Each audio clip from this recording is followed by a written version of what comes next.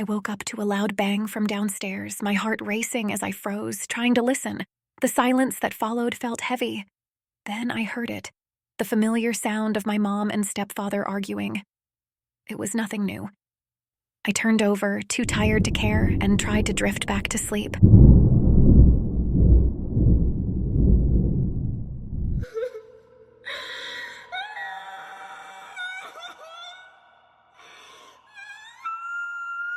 But then I heard it, my mom crying.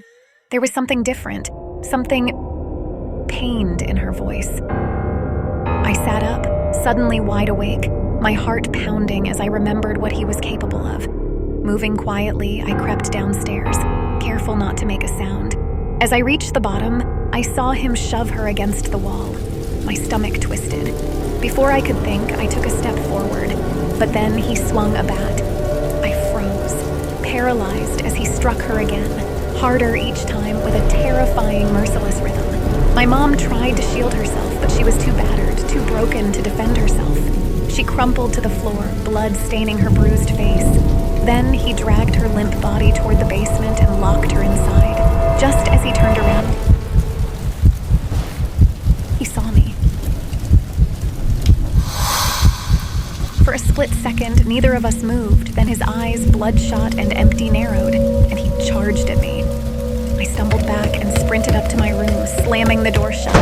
My hands shook as I locked it, but I could already hear him pounding up the stairs. Desperately, I looked for an escape. As I yanked at the window, it flung open unexpectedly, nearly throwing me off balance. I hadn't realized it was unlocked. I glanced down, the ground far below. No time. I could hear him at my door. I crawled out onto the windowsill, gripping it tightly, then felt my foot slip. I lost my balance and fell. I hit the ground hard, my leg twisting beneath me with a sickening snap, but the pain barely registered. Fueled by pure adrenaline, I forced myself up and limped as fast as I could toward the street, toward anywhere but here. The last time I tried to escape, he'd caught me, dragged me back. But not this time. The sky was darkening and I was losing track of where I was. It felt endless until, in the distance, I saw a faint light a truck. I pushed myself forward, but then his voice cut through the silence, calling my name. I could barely make out the figure in the darkness, getting closer. Desperately, I stumbled toward the truck as it started to pull away. With one last burst of energy, I lunged for it, managing to grab onto the back. As I looked back, I expected to see him chasing after me, but he just stood there, his silhouette growing smaller and smaller as the truck carried me farther away from the nightmare I'd left behind.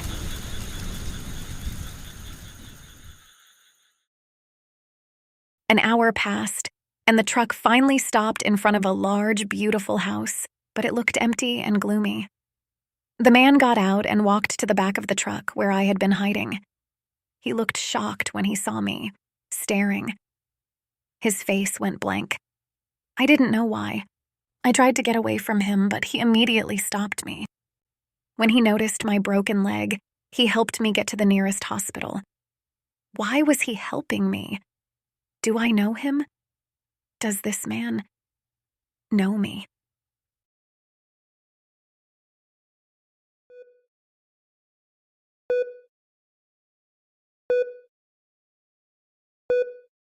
It was my first time being in a hospital. I was really nervous. They put a cast on my leg. It felt so hard and stiff, but it started to feel a little better. The man spoke to the doctors for a while before coming over to sit beside me. He was quiet, just staring at me. Then he asked, "How's your leg, and how did you end up in my truck?" I didn't know him, so I didn't answer because he might call the police and return me to that house. I don't want to go back there. He started talking about himself, introducing his name, Luke. He mentioned he had a daughter who looked like me. "A daughter?" I asked. "My late daughter," he said softly. "I lost her and my wife in an accident. It was my fault." I immediately felt bad for asking as he suddenly looked sad. It was wrong of me to assume he was a bad person. He's just like me.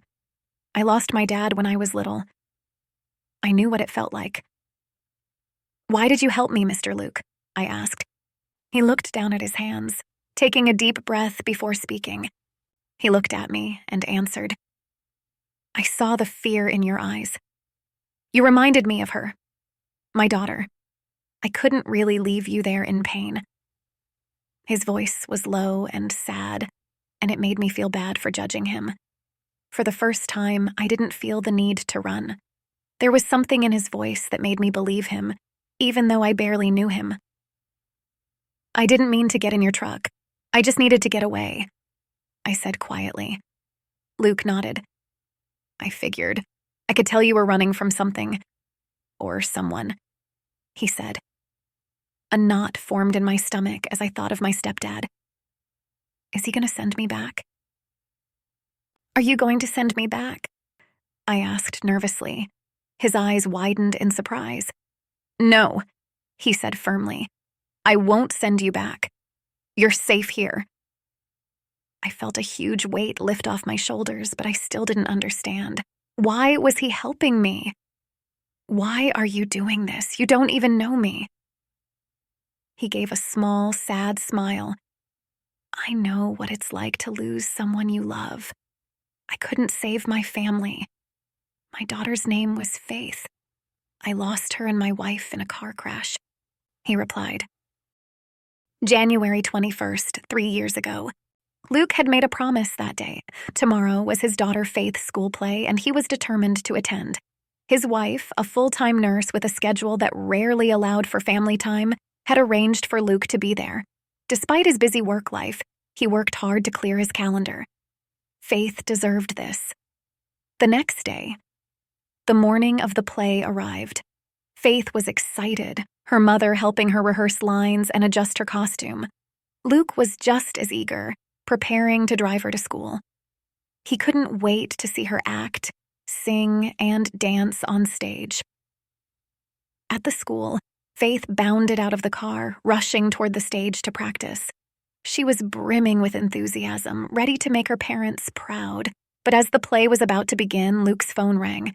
It was a coworker calling about a work emergency. He hesitated. He had promised Faith he would be there. He had promised his wife, too. But the situation at work seemed urgent, and he felt trapped. Without saying anything to Faith, he left the auditorium to handle the crisis. The curtains opened, and Faith scanned the audience. She couldn't find her dad. Her excitement faded into disappointment. To her, it was just another broken promise in a long list of them. She tried to push through the performance, but her heart wasn't in it. By the time the play ended at noon, Faith stood alone, watching her classmates leave with parents who showered them with hugs and praise. She waited, but Luke didn't show up. When he finally arrived, Faith's face was a mixture of sadness and frustration. Luke apologized, but his words fell flat. "You never have time for me. I asked you to come, just this once, and you couldn't even do that," Faith cried. "Faith, let's talk in the car with your mom. Please, let's not make a scene," Luke said, his voice strained. "You always say that, but you never mean it. Let's just go home. I'm tired," Faith replied, turning away from him. She was really disappointed and upset. Luke felt a pang of guilt as they drove to pick up his wife from work. Faith sat in the back seat, silent, her disappointment palpable. At the hospital, his wife went into the car, her first question piercing the tense atmosphere. How was the play? Luke hesitated before admitting, I couldn't make it. There was something urgent at work. "You promised, Luke. You told them you were off today," her wife angrily replied. "I'm sorry, I couldn't help it." He was really disappointed of himself. "You couldn't find a way? Do you know how Faith must have felt, looking for you and not seeing you there?" The argument spiraled, filling the car with anger and blame. Faith sat quietly, her tears streaming as she blamed herself for the chaos. As Luke drove, distracted by the argument, he didn't notice a figure darting across the road, a girl running recklessly, as though fleeing from danger. Reflexively, Luke swerved the car, not thinking about where he was turning. The crash was devastating. When Luke awoke, he was in the hospital, injured but alive. His wife and Faith weren't so fortunate. They were gone. And the girl on the road? Who was she? What was she running from? Luke was left with haunting questions. If he had just kept his promise and stayed for Faith's play, would any of this have happened? So, that's what happened. I'll forever regret not spending more time with my dearest daughter, Faith, Luke murmured, his voice thick with pain. Hearing him talk about his daughter like that hit me hard. I realized he was trying to help me because he couldn't save her. It was strange, but somehow it made me feel less alone. "Thank you," I whispered. "What's your name?" he asked gently, his eyes filled with understanding. "Maria. My name's Maria." A part of me knew I could trust him. He looked at me for a moment, and then, with kindness in his voice, asked, "Why don't you want to go home?" I hesitated, my throat tightening. Should I tell him? But there was something in his eyes. Something genuine. So I took a deep breath and started telling him about my stepfather, the abuse and the fear that pushed me to run. I even told him about my father, who had passed before I was born. Luke listened quietly, his face a mix of sadness and empathy. When I finished, he reached out and gently squeezed my hand. "Maria, you're safe here. You don't have to go back if you don't want to. Stay as long as you need." His words brought tears to my eyes.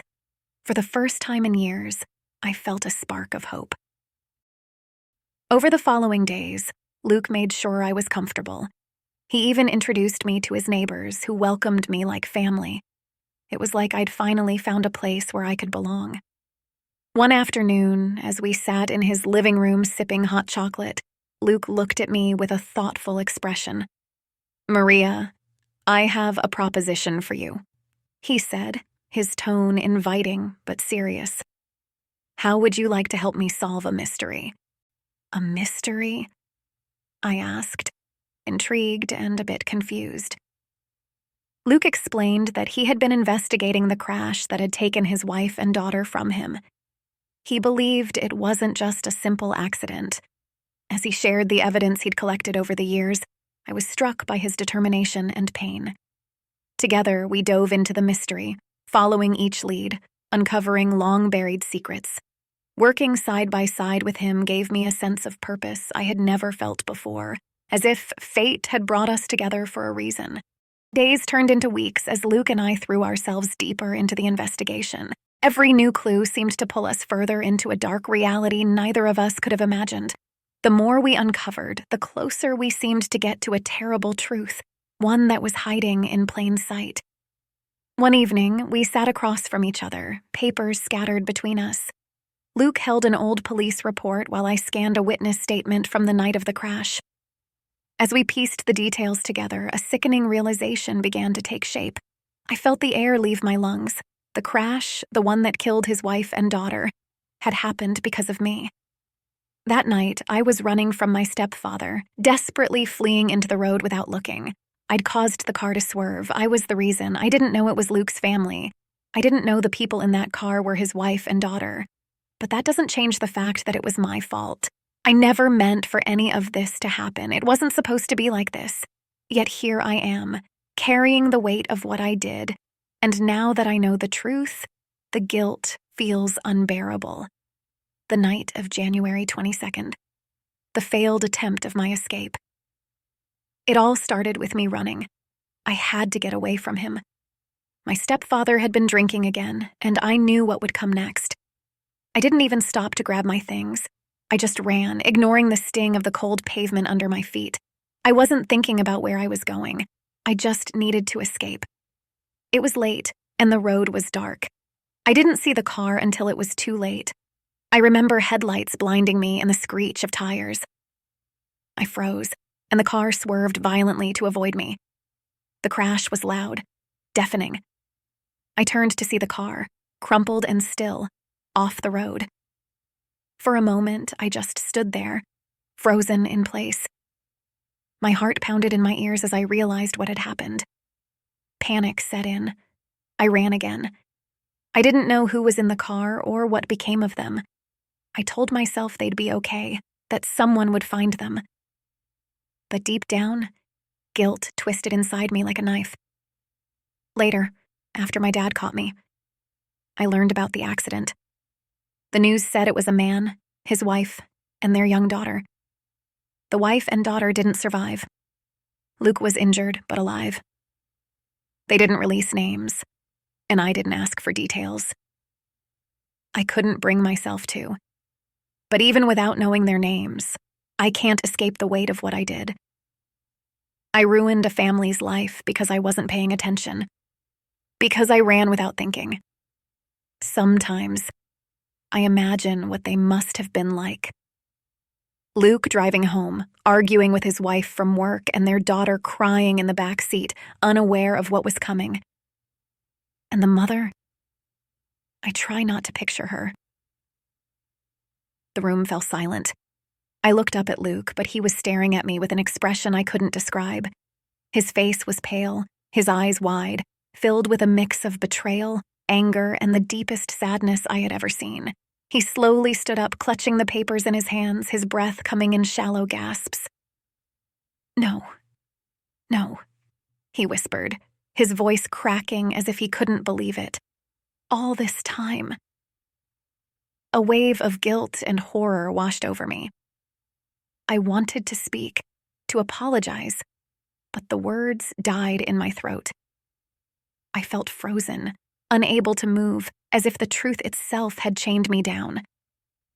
Luke's hands trembled, and he staggered backward, overwhelmed by the weight of the discovery. I could see the pain in his eyes, how much this knowledge tore at him. He looked at me as if seeing a stranger. Days slipped by, filled with a heavy silence between us. Luke and I barely spoke, both of us haunted by the revelation. I felt the urge to leave, to run far from the pain I'd caused, but something held me back. Just as I was packing to go, Luke appeared at the door. He looked exhausted, shadows under his eyes, but there was a gentleness in his face that I didn't expect. He took a deep breath, then spoke quietly. "Maria, I don't blame you. You were just a kid, running for your life. It was an accident," he said, his voice full of sadness, but also a warmth I hadn't dared hope for. I could see a flicker of the kindness that had kept me going these past weeks, a fragile spark that he somehow managed to offer me even now. I tried to hold back my tears, feeling a mix of relief and guilt. Just as he seemed to find peace with the truth, he swayed, his eyes rolling back before he collapsed to the ground. My heart pounded as I rushed to his side, calling his name, but he didn't respond. At the hospital, the doctors told me he was in a coma, a result of the intense stress and grief that had finally overtaken him. Since then, I've sat by his bedside day after day, watching him, hoping he'll wake up. As I held his hand, I was filled with a bittersweet sense of gratitude and regret. He had given me hope, a place to belong when I had none. Now it was my turn to stay by his side, praying for a chance to repay his kindness, even if it took forever. So, that's my story. My name's Maria, and that's how I met Luke, a man I hurt in ways I never imagined. Yet he saved me. He gave me something I hadn't felt in years. Hope. Luke taught me that even in the darkest of moments, people can surprise you. They can give you a second chance when you don't think you deserve one. And maybe, just maybe, you can find a way to make things right. Our lives intertwined through tragedy, pain, and guilt. But somehow, through all of it, we found a reason to keep going. Together. This isn't a happy ending, but it's not the end either. It's just the beginning of a story neither of us ever expected. Thank you for listening. This is Maria. And this is how I met Luke.